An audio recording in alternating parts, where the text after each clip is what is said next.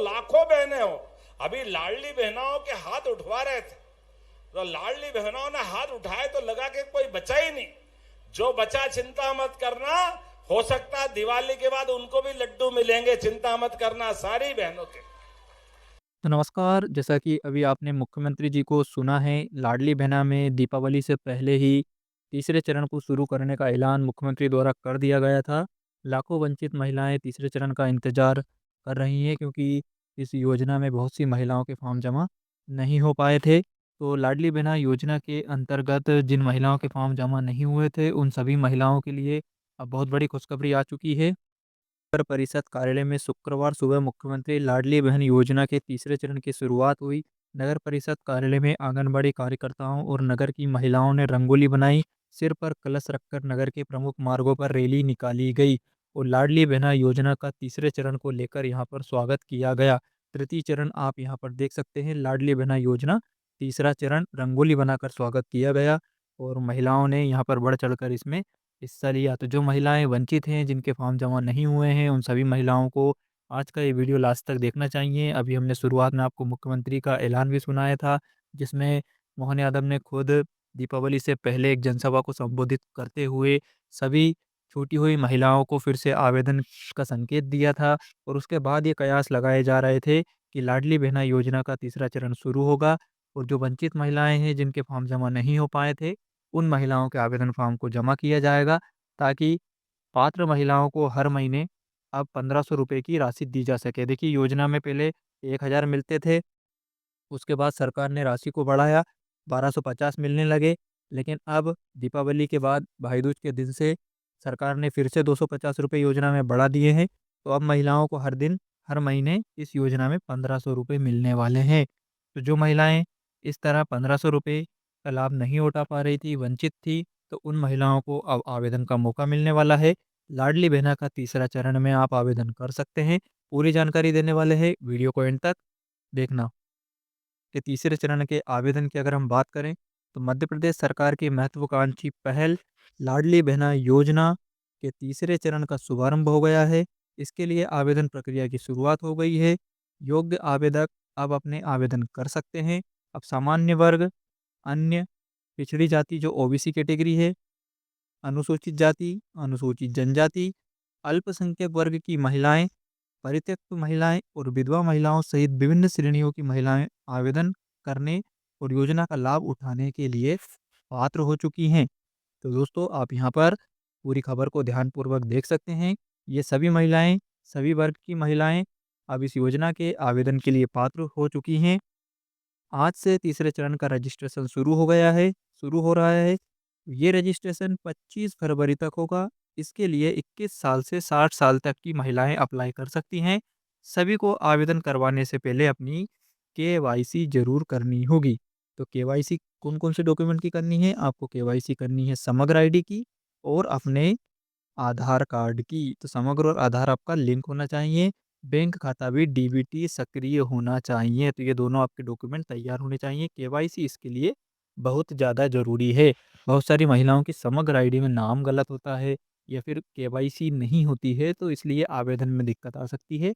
आप समग्र आईडी और केवाईसी की ज़रूर विशेष ध्यान रखें, इसको कंप्लीट करें। दोस्तों, जैसा कि शुरुआत में हमने मुख्यमंत्री जी का बयान सुनाया था आपको, को लेकर ये बड़ी खुशखबरी है वंचित महिलाओं के लिए। आगे हम आपको बताएँगे, आवेदन के लिए कौन-कौन से दस्तावेज़ लगने वाले हैं, तो वीडियो में बने रहिएगा। दोस्तों, लाडली बहना योजना में 1 करोड़ 27 लाख महिलाओं के फॉर्म जमा हो चुके थे, पहले और दूसरे चरण में। हाँ। देखिए, जैसा कि आपको पता होगा, लाडली बहना योजना जो है, वो वर्ष 2023 में शुरू हुई थी और तब से केवल 2 चरणों के माध्यम से महिलाओं के फॉर्म जमा किए गए थे। लेकिन दोस्तों, बहुत सारी पात्र महिलाएँ किसी कारण से अपने फॉर्म जमा नहीं कर पाई थी, तो अब उन महिलाओं को तीसरे चरण का बेसब्री से इंतज़ार था और समय-समय पर तीसरे चरण की माँग भी लगातार उठती रही है। मध्य प्रदेश में विपक्ष की पार्टियाँ, जिसमें कांग्रेस जो मध्य प्रदेश में विपक्ष की पार्टी है, उसके नेताओं ने भी काफ़ी ज़्यादा माँग की थी कि लाडली बहना का तीसरा चरण सरकार जल्द से जल्द शुरू करे। इसके बारे में एक खबर आपको हम बताना चाहते हैं। यहाँ पर आप देख सकते हैं कि कांग्रेस ने भी नई महिलाएँ योजना से नहीं जुड़ पा रही हैं, इस प्रकार की माँग की थी। कांग्रेस नेताओं ने कहा कि 22 साल की उम्र पूरी कर चुकी कई लड़कियां, महिलाएं योजना से नहीं जुड़ पा रही हैं।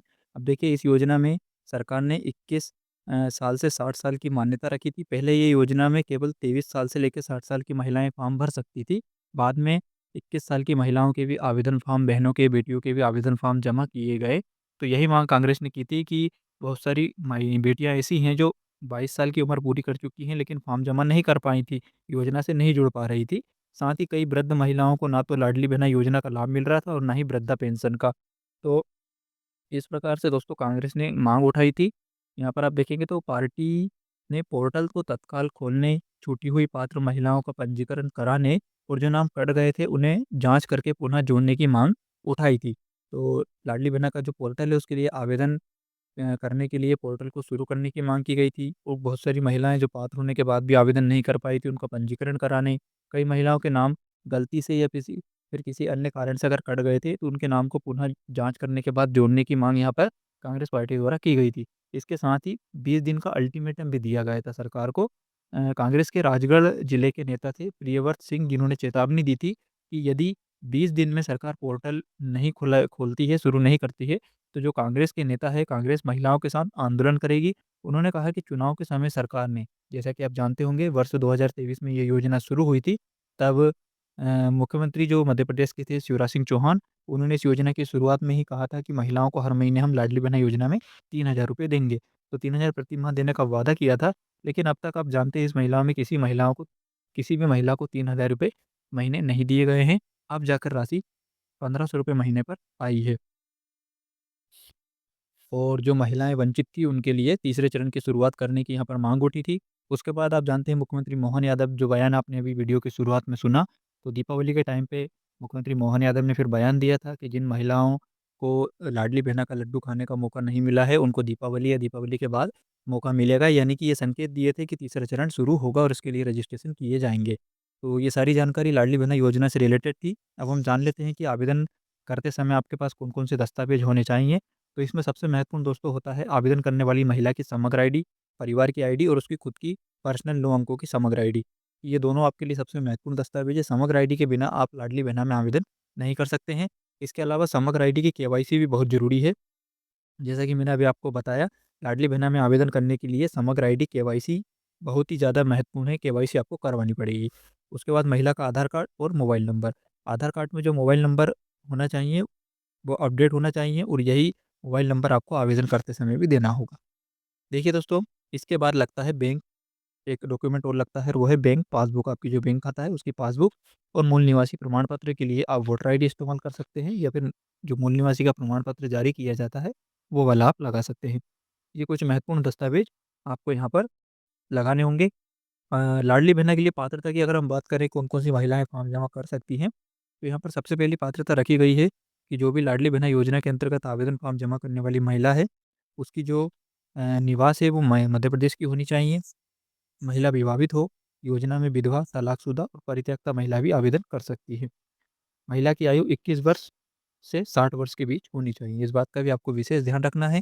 तो जिस महिला की आयु 21 वर्ष न्यूनतम और अधिकतम 60 साल, 60 साल से अगर 1 दिन भी ऊपर है तो आवेदन नहीं होगा और 21 साल से अगर 1 दिन भी कम है तो आवेदन नहीं होगा, क्योंकि जो आपकी डेट ऑफ बर्थ ली जाएगी वो आधार कार्ड से ली जाएगी। तो आधार कार्ड पे जो जन्म तारीख होगी उसके बेस पर आपके फॉर्म जमा होंगे।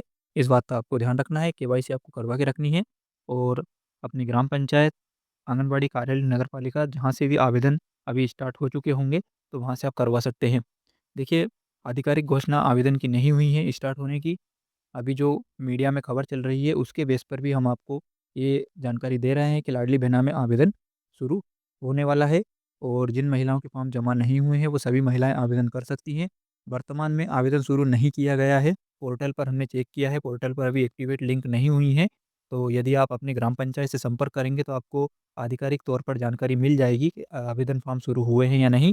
हमें मीडिया में जो समाचार पत्र पे जो जानकारी थी उसके आधार पर हम आपको यहाँ पर वीडियो बनाकर जानकारी दिए हैं कि लाडली बहना में कुछ जगह पर हो सकता है मध्य प्रदेश में कुछ ज़िले में आवेदन शुरू कर दिए गए हों और बहुत सारे ज़िले अभी बाकी हों। धीरे-धीरे मध्य प्रदेश सरकार सभी वंचित महिलाओं को इस योजना में शामिल करेगी और पोर्टल ओपन होते ही आप आवेदन जमा कर दीजिए, डॉक्यूमेंट आप तैयार करके रखिए। किसी भी तरह सवाल के लिए आप कमेंट कर सकते हैं। वीडियो को सभी महिलाओं के साथ शेयर करना और लाइक करना बिल्कुल नहीं भूलिएगा।